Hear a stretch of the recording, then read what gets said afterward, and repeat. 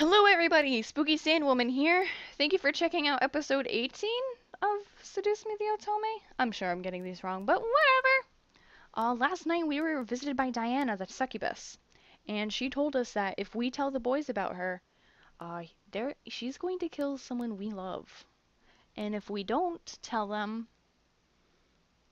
they're going to be gone. So of course I told the boys. So Damien pressed his lips together into a fine line. The other boys looked at me with a raised eyebrow. A girl named Diana came by last night. Diana? Is she important? Did she try to hurt you? Oh, Sam. She's a succubus. That single word made the boys stop and stare at me. I looked to each boy, unsure of what was going through their minds. Should I have avoided it? So, she's come to try and bring us back. She must really be desperate. Well, what should we do now? Nothing. She'll give up eventually. Will she? The boys continued to look at me as if I knew the answer to that question. Damn it, Damien. She said that if I told you, she'd make my life a living hell. She can't possibly do that, right?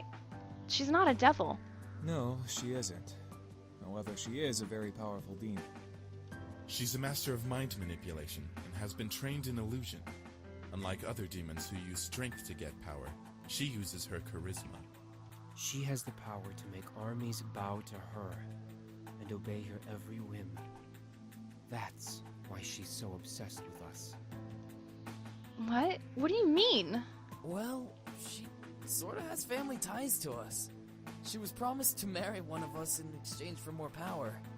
She's just some whacked up hussy who doesn't know how to close her legs. She's not a real Oh my god, Sam! Oh, really? I feel insulted. Oh shit. The boys and I looked around the room, wondering where that voice came from. I felt a cold sweat run down the back of my neck in fear, remembering the kind of power she had. Oh, fuck me. At last we saw Diana by the entrance of the kitchen, juggling a single red apple in her hand as she leaned against the archway. The boys quickly surrounded me, glaring at the intruder. So, you took up a human name as well. Beautiful name, isn't it? Well, for a human name, anyway. What the hell do you want? To bring you back, of course. However, you weren't supposed to know that I was coming. I completely forgot about that little mind-reading ability. My mistake. Diana pushed off from the archway and walked towards us, making the boys step closer to me in a protective circle. Diana laughed. My. What has the world come to? A group of demons protecting a human girl? I'll tell you right now, she's not that pretty. And from what I can tell, she's still a virgin. One, what's wrong with that? And two, you don't say that to people! My face grew red in complete anger and embarrassment. How dare she? Seriously. Oh, hell no! This is a horrible time. I stepped up, gently pushing the boys out of my way to be face to face with Diana. I was furious and she was about to feel my wrath. You are in my house. You are an intruder. You have no power here. Oh, really? Do I have to remind you of the power I have, dear? With a snap of her fingers, my mind suddenly locked up and I felt blank. Oh shit. I could see the world around me, but I lost control of my body. The boys quickly reformed around me with James gripping onto Diana's wrist in anger. You will leave this instant. Or what? You'll kill me? I completely dare you to. Do it. Do it. Let me do it. I could use the work. Yeah, let Sam do it. Do it. Do it. Do it. Don't. The boys looked to Damien while Diana smirked at my blank state. I wanted to fight this hold, but her power held me down. And why not? She wants us to kill her.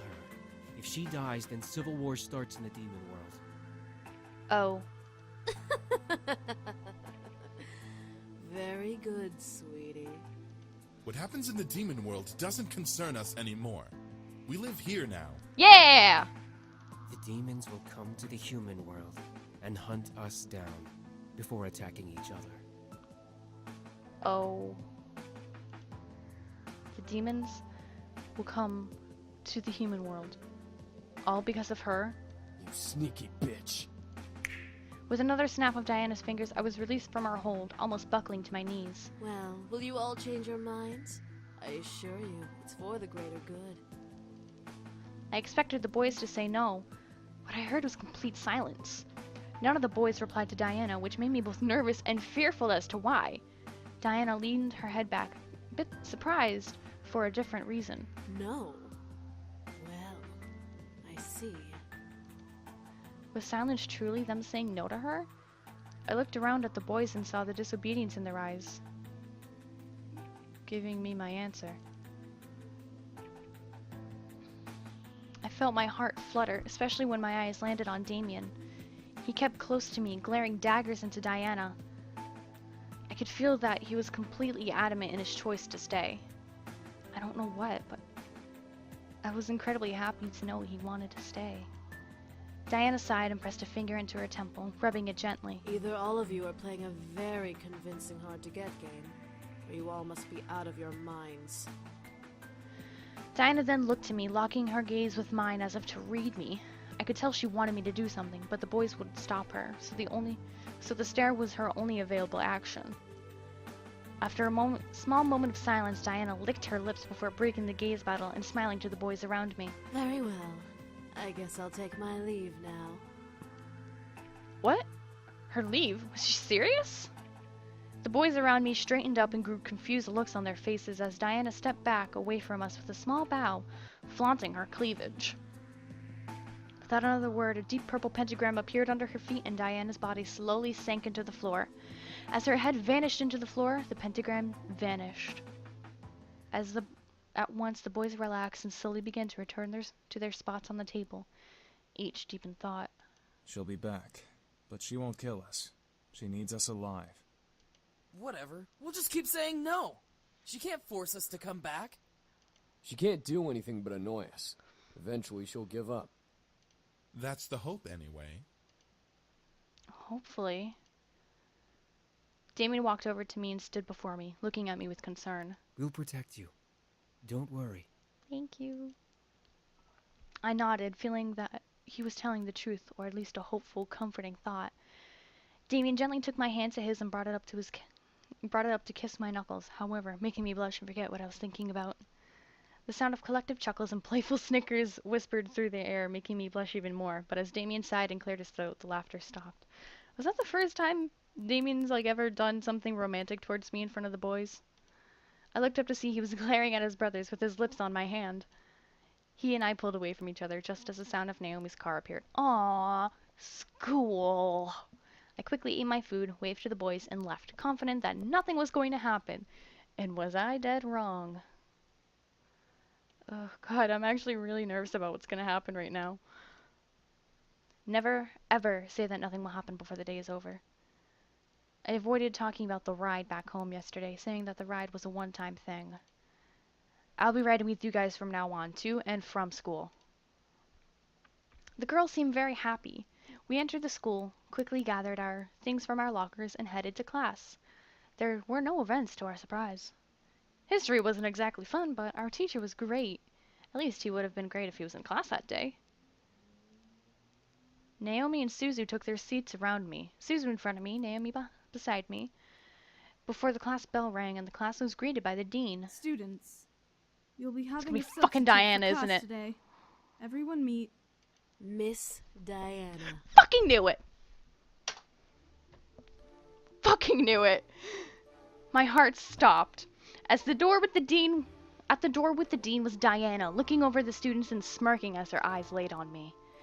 She strutted to the teacher's desk, ignoring, or welcoming, the whispers from the other students before sitting on the wood and crossing her legs. Thank you, Dean. You can go now. Son of a bitch. With a wave of Diana's hand, the dean left the classroom, closed the door, and left the area. Diana smiled at us, making my stomach turn. What was she going to do? So, history. History. Such a silly thing, isn't it? I mean, what do we care about the past? We're in the present. Great teacher. A+. Yay. The rest of the class, including Naomi and Suzu, hesitantly nodded in agreement, unsure about this new teacher, but willing to listen to more of what she had to say. The present is so full of wonderful things. While the labors of the past are the reason we have many things, it is our chance and privilege to utilize what has been given to us. Her charm was almost infectious. The class was practically starting to eat out of her hand. I looked around to see classmates grinning and agreeing with Diana. I pressed my lips together as I listened further. I had no choice.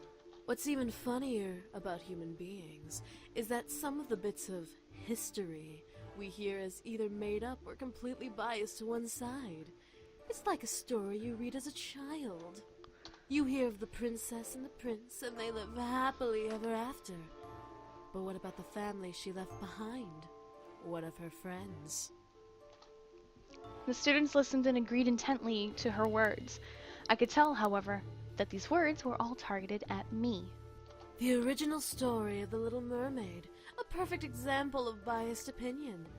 Here we have a girl who thinks she can be with this prince, but this prince has to marry a princess.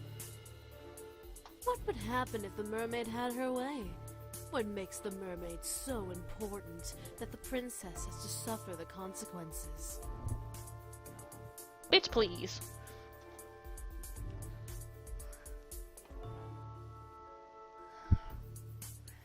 It doesn't matter what happens to the princess, you fucking bitch. The rest of the class turned their heads to me. Naomi and Suzu looked at me with equally surprised looks. I kept my eyes to Diana. If I was the mermaid, I wasn't gonna let the princess take my prince away. Diana stared at me before smiling and turning her body to fully face me. Oh? And why does it not matter? The story isn't about the princess. The story is about the mermaid and the prince. Ah, but that is exactly my point. While the story talks about the mermaid and the prince's romance, we don't see the problems of the kingdom the prince rules. While we are all fixated with this love story, we ignore the fact the kingdom would fall apart without the marriage between the prince and princess. She kept her eyes to me as she spoke. I knew she wanted to make her words stick in my mind, but I didn't listen. It was one thing to be a fictional story. It was another to try and ruin someone's life for selfishness. Diana chuckled and looked back to the class. Well, luckily in the real story of the Little Mermaid, the mermaid knows that what she was doing was wrong, and she threw herself into the ocean, turning into sea foam. Some of the students that surrounded me mumbled in surprise, obviously not knowing the real story. However, Diana was wrong once again. That's not true. Once again, the class looked to me, and Diana faced me with another smile. Not true? How so? The trade-off for becoming human was marrying the prince or turning into sea foam. However, she was also given the choice to kill the prince and turn back into a mermaid. The mermaid didn't because she loved him and sacrificed herself for that love. That is a story worth telling. Not some princess getting her way, but of a tragedy that had befallen on a girl who only wanted love. BAM! The class applauded with me and Suzu giving me her usual punch to my shoulder and Naomi smiling at my logic.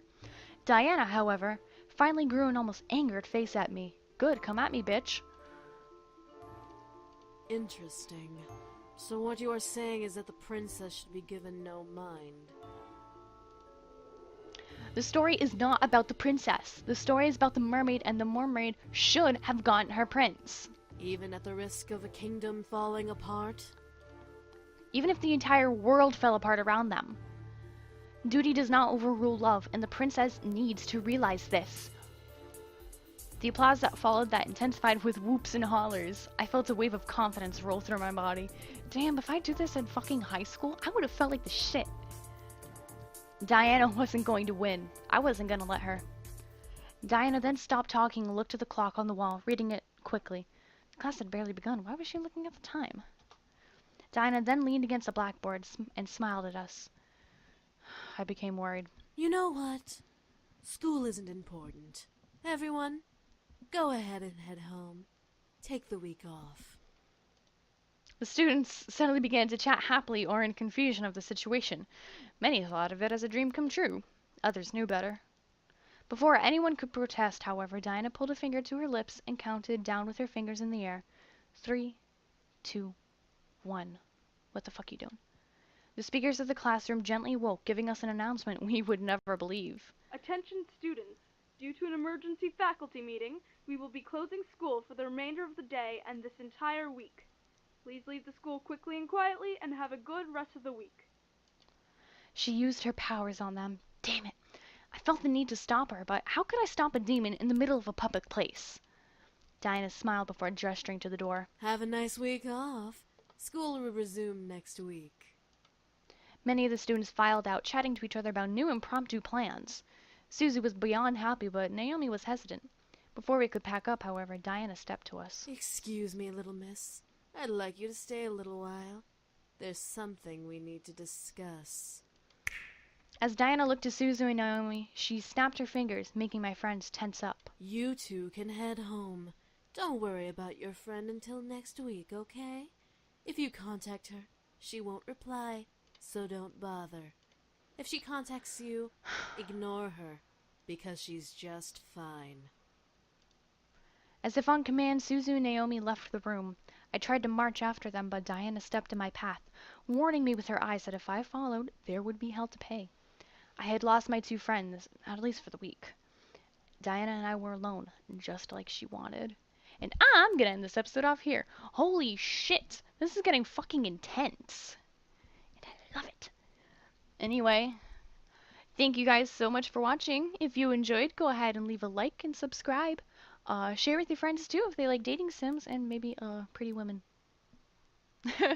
Alright, bye-bye!